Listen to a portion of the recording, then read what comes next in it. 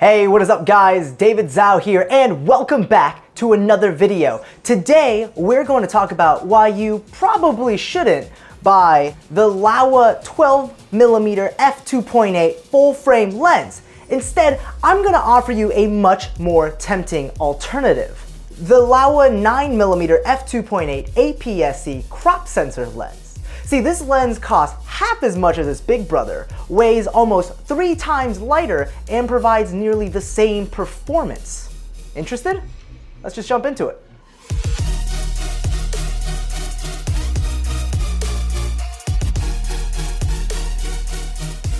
As usual, for these longer videos, there's a table of contents pinned as the top comment with the timestamps for the different sections of this video. In case you want to jump around to a specific topic, feel free. So we're going to talk about the build quality of both lenses, then we're going to go ahead and compare the 12mm full frame lens to its 9mm crop sensor little brother and talk about where the 12mm lens does shine.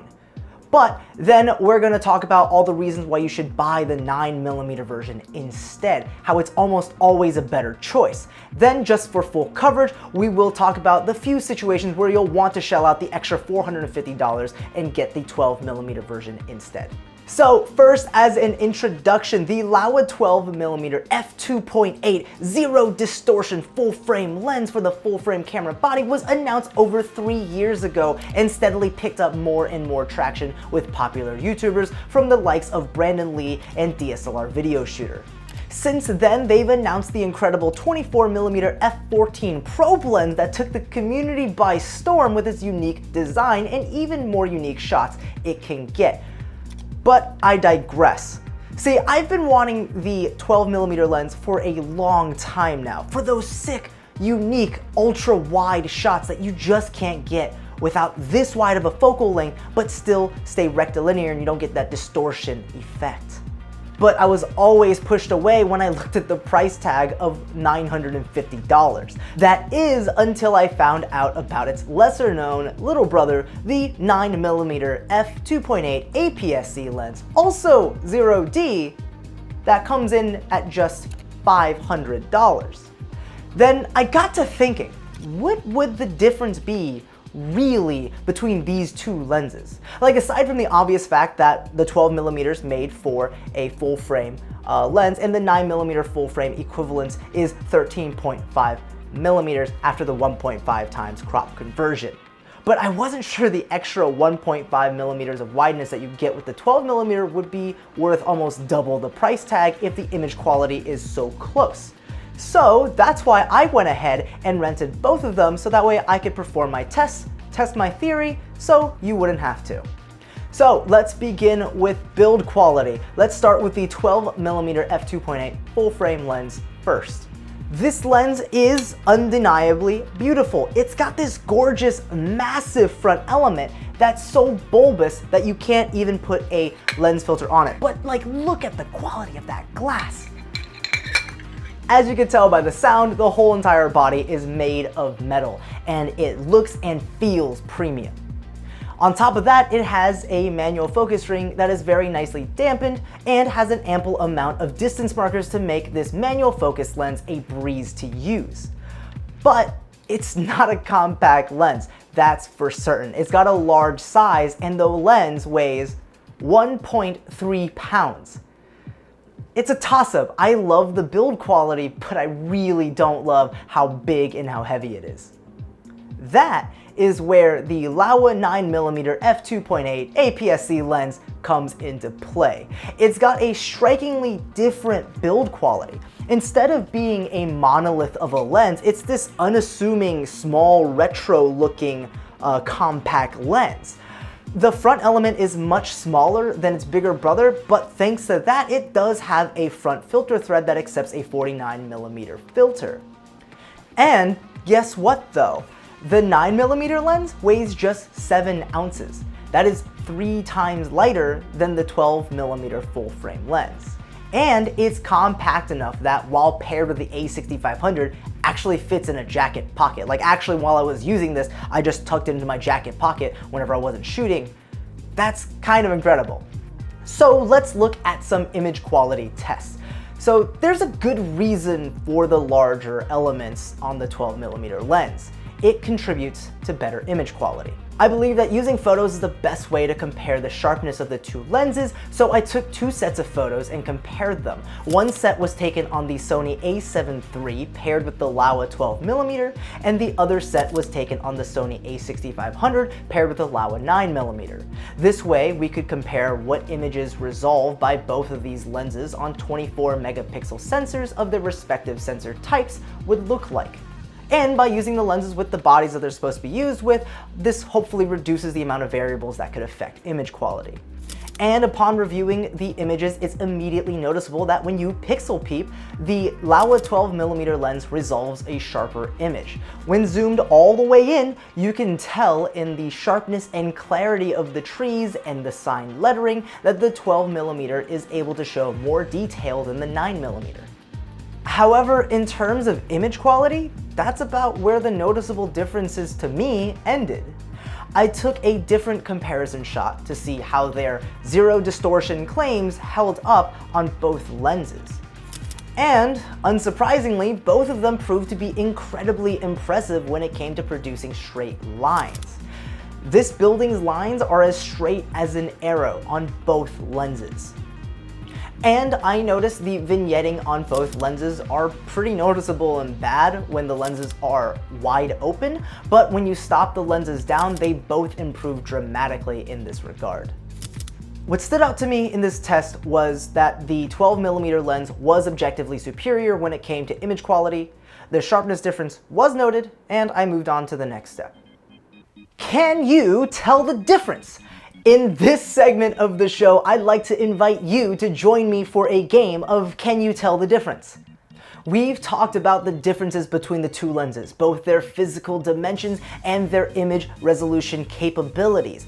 But in the real world, as a content creator and consumer, can you tell the differences if I put the clips shot from both of the lenses in front of you? Okay, so let's start with easy mode. I'm going to play the first clip, label it 1A, and then play the second clip, label it 1B, and so on and so on. We'll do this a few times, and I want you to write down your answers and try to guess which clips you think were shot with which lens, whether it was the 12mm or the 9mm. Both of the clips will have been shot on the a7 III, however, one will be shot in full frame mode with the 12mm lens and the other one will be shot in crop mode with the 9mm lens. And to eliminate any tells, I'm going to slightly zoom in on the footage from the 12mm lens since it's slightly wider than the 9mm. That way they are the same composition, so it won't be that easy to tell the difference. Okay, are you ready? Let's start.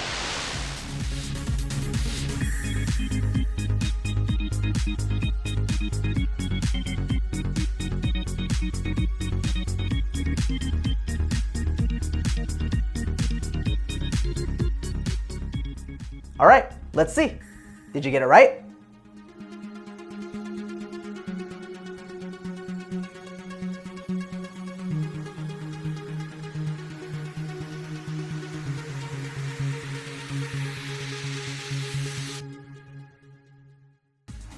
So I want you to answer the poll that's going to be up here somewhere. Let me know, did you get them all right? I'd love to see the results and to see how many people got it right, how many people got it wrong. Don't lie.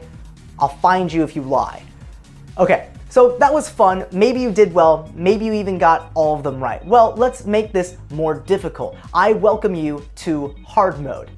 This time, the clips won't be so clinical and stationary. This time, the clips are going to be more representative of footage you'd actually shoot and see. So, same as last time, I'm going to show you a series of clips and I want you to guess whether it's shot on the 12mm or the 9mm. Ready? Go.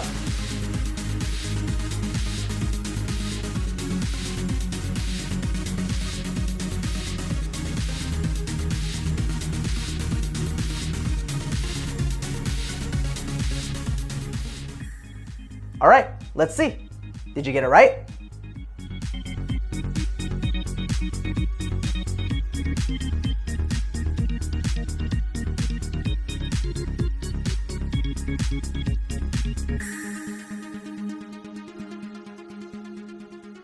Okay, leave your answers in the poll above. Were you able to get them all right? If you were, I am both surprised and skeptical. See, in photos, you can pixel peep easily, and you can punch all the way in and look at all the crispy little details.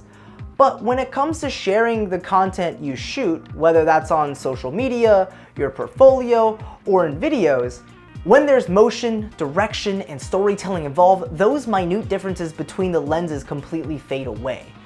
And that's kind of what I was expecting when I rented these two lenses. And that brings me to the next portion of our programming. Why you should buy the 9mm lens and not the 12mm lens. If you have an APS-C body like the A6500, well, I mean, that's kind of obvious, right? You have an APS-C body, so you might as well just buy the APS-C lens. But if you use an APS-C body and use clear image zoom on, for example, the A6500 up to a 1.5 times, you get two focal lengths out of your lens, a 13.5mm full frame equivalence and a 20mm full frame equivalence when you punch in, and without the lost quality. Anyways, off topic. What about if you have a full frame camera like the A7 III? Well, you can use the APS-C crop mode to punch in 1.5 times, and you get to shoot in a 13.5mm full frame equivalence. Now, this isn't ideal for photography, but I'll get back to this in the next section, so hang with me.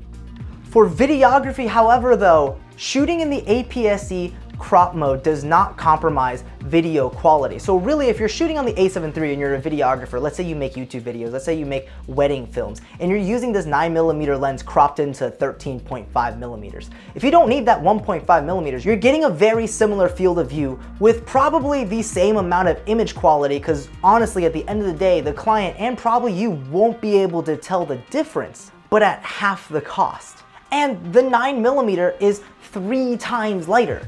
That's not to be underestimated. If you're using a smaller gimbal with weaker motors, it makes life a lot easier when it comes to both balancing the gimbal, but also it takes less of a toll on the battery life of your gimbal so you can shoot longer. It also makes traveling with this lens so much easier, and your camera strap doesn't feel like it's ending up breaking your neck by the end of the day. And did I mention how small this lens is? Like, just look at it. Like, look at that. What? And like I said, the image quality is comparable too, as proven in the Can You Tell the Difference segment. As a videographer, this lens has been such a cool find. It can turn small rooms into ones that feel huge. It can make the viewer feel like they're in the shot since it has such a wide feeling to it. If you're looking to use it for establishing shots for travel, architecture, landscape, vlogging, you name it, the 9mm is the way to go, and you can do it for half the cost of the 12mm. Except, of course, like I said, why you might still want the 12mm lens. The biggest argument is that if you're using a 9mm APS-C lens on a full frame camera body for photography and strictly photography. Let's say you're shooting on the A7 III and you have a 24 megapixel camera. You're effectively turning your 24 megapixel camera into a 16 megapixel camera after you do the 1.5 times crop, and obviously that doesn't feel good. So if your primary concern is photography and you only shoot on a full frame body, you may just have to fork over the extra $450 and get the 12mm lens. Additionally, if you plan on blowing up big prints, then you also might need the extra sharpness the 12mm offers, on top of the fact that you'll be able to take advantage of all of the megapixels. But that's not to say, if you shot a 16 megapixel photo on your full frame body and it's a tack sharp photo and you go print it on up to a reasonable size print, it's still gonna look good. But I will concede, in these select situations, I'd say the 12mm lens for $950 is worth it and may be one of your only choices when it comes to a lens this wide that's still rectilinear with nearly no distortions. So, in conclusion, for most of you, whether you're shooting on a full frame body or an APS-C body, you should probably save yourself the $450 and just pick up the 9mm lens. It's cheaper, it's basically just as good, it's lighter, and it's smaller.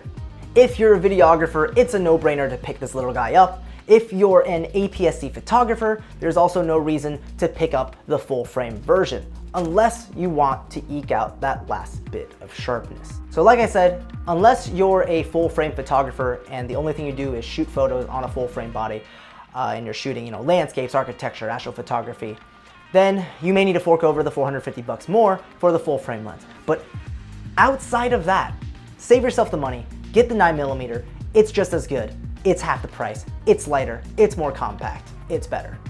But regardless, either of these lenses are going to be such an incredible addition to your camera bag.